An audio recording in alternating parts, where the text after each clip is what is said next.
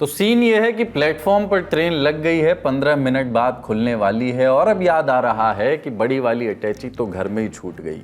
उसके बिना तो बड़ी दिक्कत हो जाएगी भाई साहब। अब क्या किया जाए कुछ समझ नहीं आ रहा।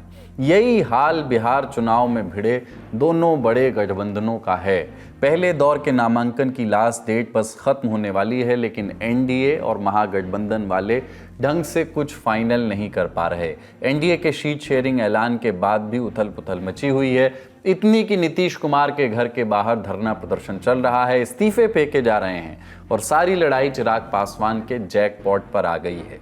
और जेडीयू की सिटिंग विधायकों की सीटों पर भी पेच तगड़ा फंसा हुआ है।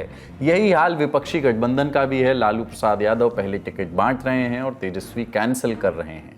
कांग्रेस और आरजेडी की शायराना लड़ाई अलग ही चल रही है। सवाल मुकेश सहनी की वीआईपी पार्टी पर भी बने हुए हैं। तो आज के शो में इसी सब पर विस्तार से बात करेंगे, जानेंगे कि रायता कितना फैला है और ये समय रहते सिमट पाएगा भी या नहीं। हरियाणा के आईपीएस पूरन की मौत की जांच अभी चल ही रही थी कि एक और मौत हो गई। उसी तरीके से हुई मौत की वजह से इस घटना में एक ट्विस्ट आ गया है। बात कफ सिरप से हुई मौतों की भी करेंगे। क्या डॉक्टर ने कुछ पैसों के लिए बहुत बड़ी लापरवाही कर दी या सिस्टम लीपापोती कर रहा है? नमस्ते, अपन है कुलदीप और शुरू हो चुका है दी ललन टॉप शो।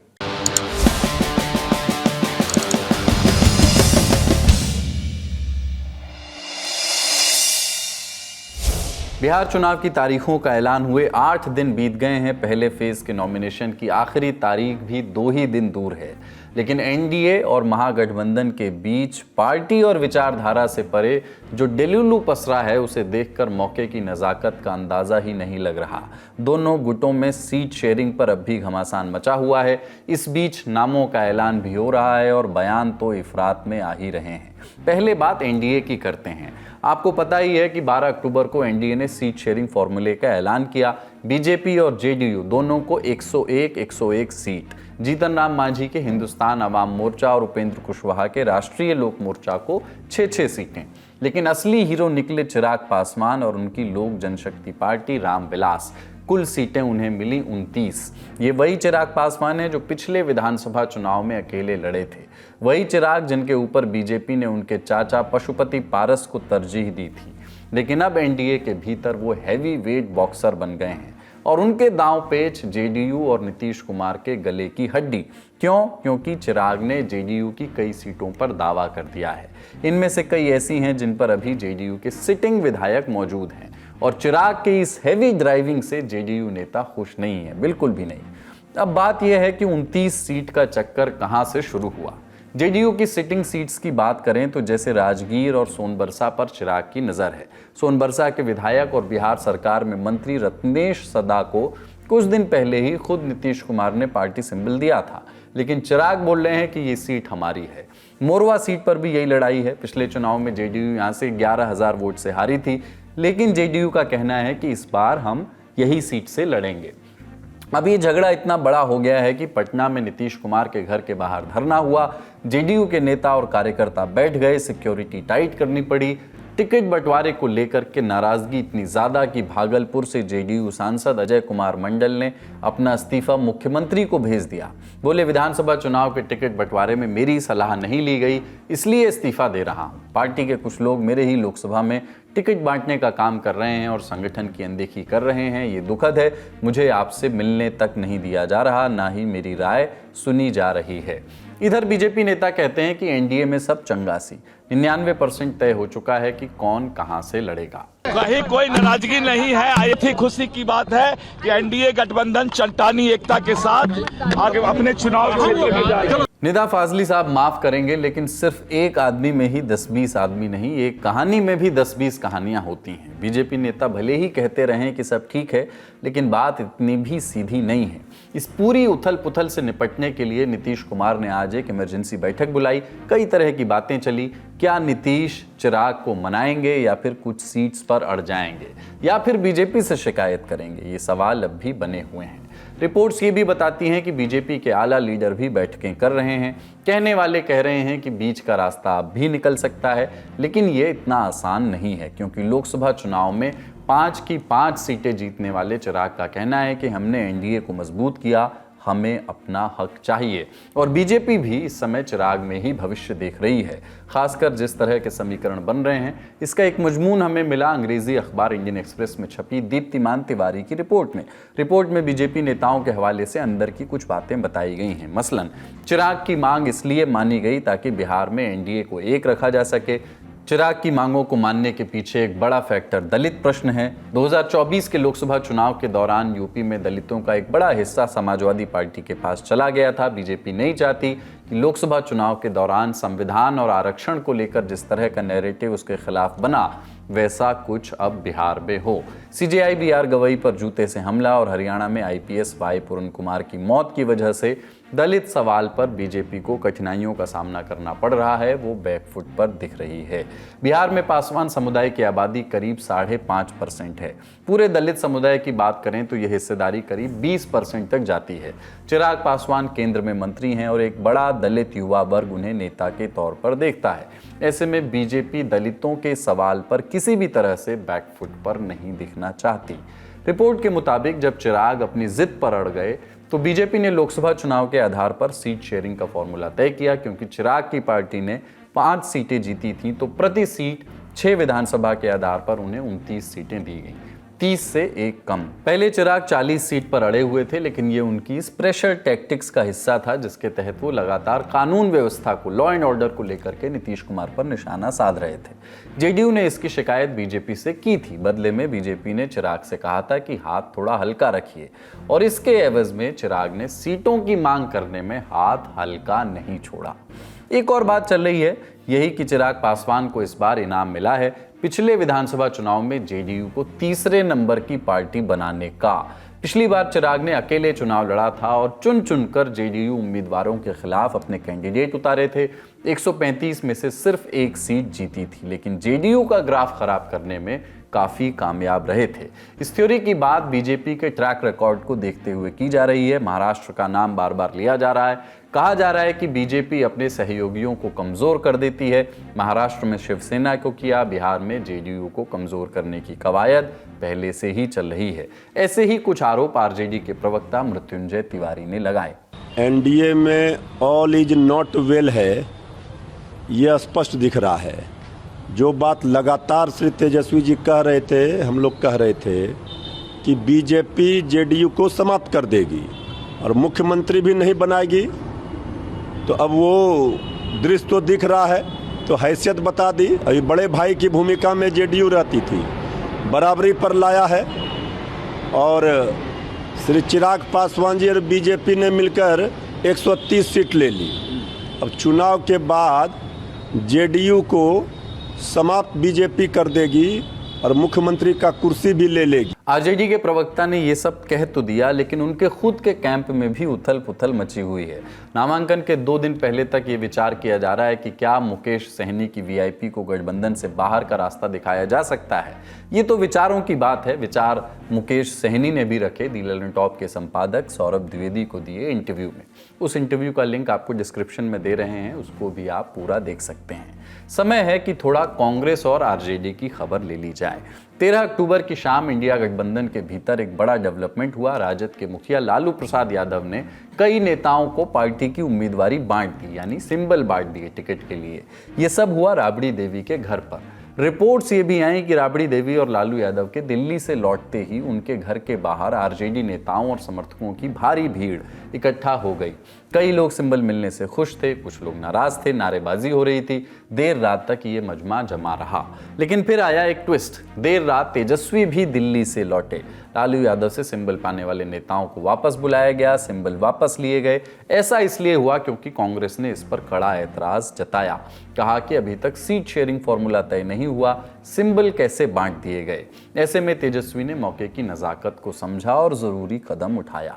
लेकिन विवाद तो अब भी बना हुआ है। कांग्रेस चाहती है कि उसे 61 से 63 सीटें मिलें और इनमें भी उसकी पसंद की सीटें उसे लड़ने दी जाएं, जैसे कहलगांव, नरकटियागंज और वारिसलीगंज।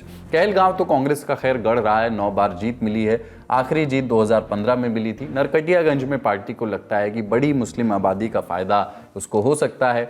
वारिसलीगंज में पिछली बार मुकाबला काफ़ी करीबी था, ऐसी ही और सीटें कांग्रेस आला कमान की नज़र में है, लेकिन तेजस्वी इन सीटों पर किसी तरह का समझौता करते हुए दिख नहीं रहे हैं। दिल्ली में कांग्रेस के साथ मीटिंग से भी कोई हल निकला नहीं। तेजस्वी मल्लिकार्जुन खड़गे और राहुल गांधी से मिले बिना ही पटना आ गए।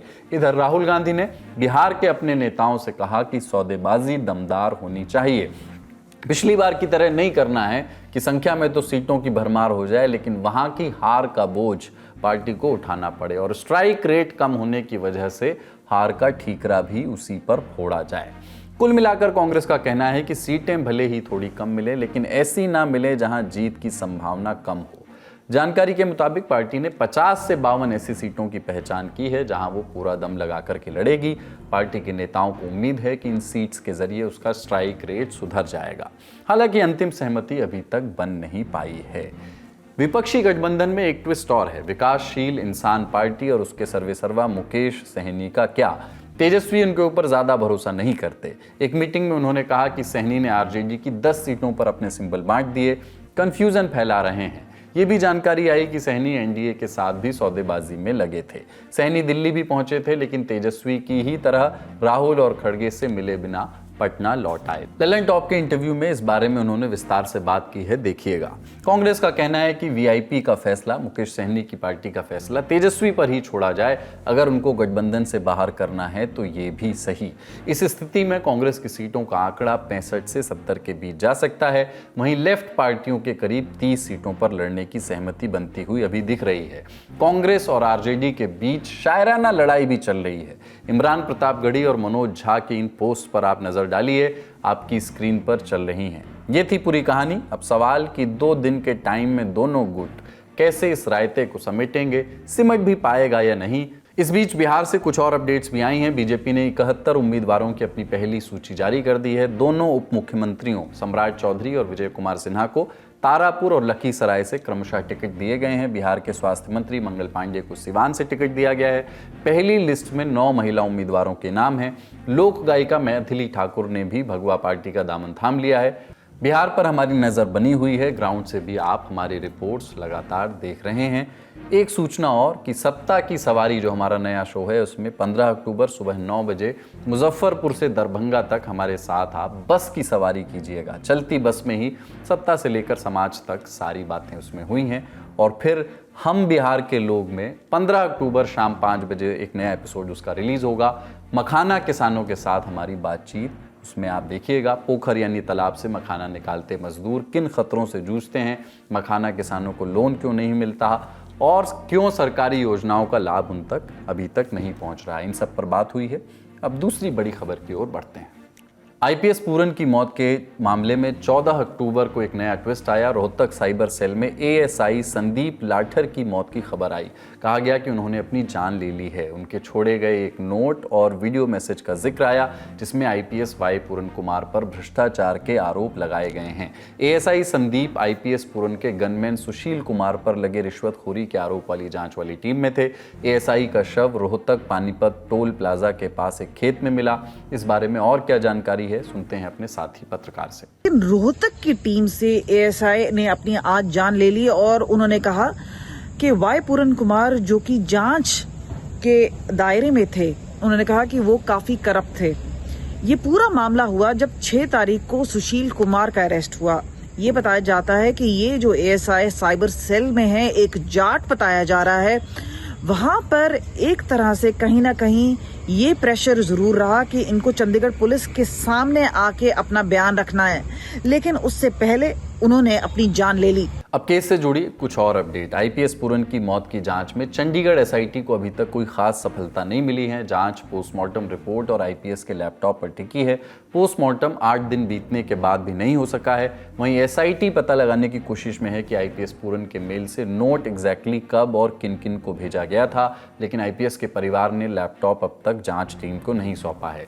लैपटॉप लेने के लिए एसआईटी ने आईपीएस की पत्नी आईएएस अमनीत को एक नोटिस भी जारी किया है। आईपीएस पूरन के परिवार की एक मांग है कि हरियाणा के डीजीपी रहे शत्रुजीत कपूर को गिरफ्तार किया जाए। उनकी गिरफ्तारी तो नहीं हुई, लेकिन रिटायरमेंट से 2.5 महीने पहले उन्हें छुट्टी पर भेज दिया गया। उनकी जगह 1992 बैच के आईपीएस ओपी सिंह को हरियाणा के डीजीपी का अतिरिक्त प्रभार मिला है।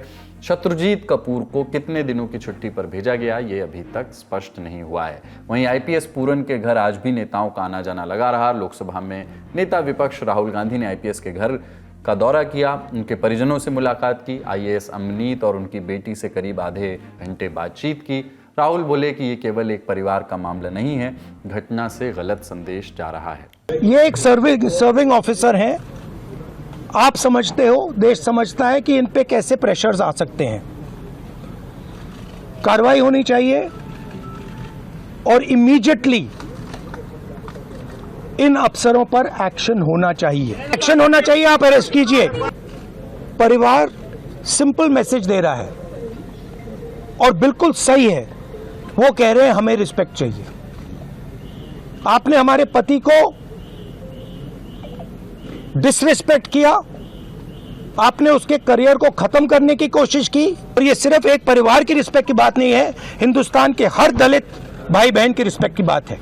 तो मैं फिर से कह रहा हूं, प्रधानमंत्री से कह रहा हूं, चीफ मिनिस्टर से कह रहा हूं, जल्दी से जल्दी आप कार्रवाई कीजिए। केंद्रीय मंत्री चिराग पासवान ने भी आईपीएस के घर जाकर के उनके परिजनों से मुलाकात की। चिराग बोले कि परिवार की सभी मांगें पूरी की जाएंगी और बिना देर किए एक्शन लिया जाएगा।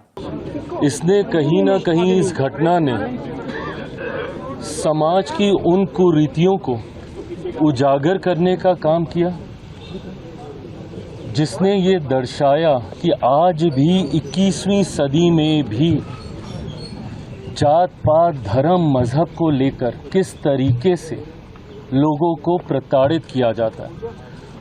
उनकी जाति के आधार पर उनके साथ भेदभाव किया जाता है। पर अपनी सरकार से ये विश्वास लेकर, ये विश्वास दिलाने में आया हूं परिवार को कि हर वो मांग जो परिवार रखता है वो पूरी की जाएगी और ये जल्द कार्रवाई होगी बिना किसी विलंब के। 8 दिनों तक लगातार सुर्खियों में रहने के बाद भी आईपीएस पूरन का अंतिम संस्कार नहीं हो सका है।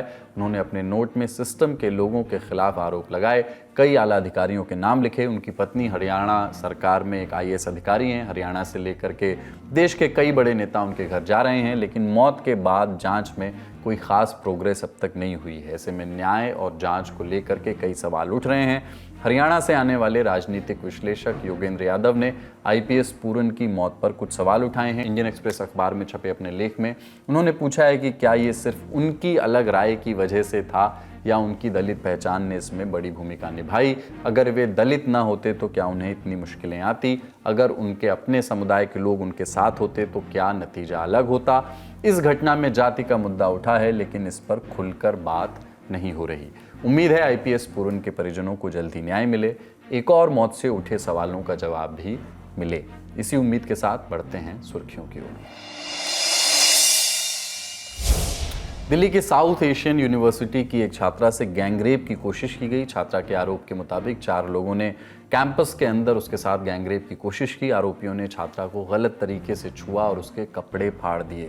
छात्रा की शिकायत पर पुलिस ने एफआईआर दर्ज कर ली है। मामले की जांच शुरू हो गई है। कैंपस के अंदर लगे सीसीटीवी फुटेज खंगाले जा रहे हैं। पुलिस का कहना है कि छात्रा की काउंसलिंग कराई जा रही है। इधर कैंपस में घटना के बाद से प्रोटेस्ट शुरू हो गया है। छात्र आरोपियों की गिरफ्तारी की मांग कर रहे हैं। अगली सुर्खी कफ सिरप से हुई मौतों से जुड़ी है।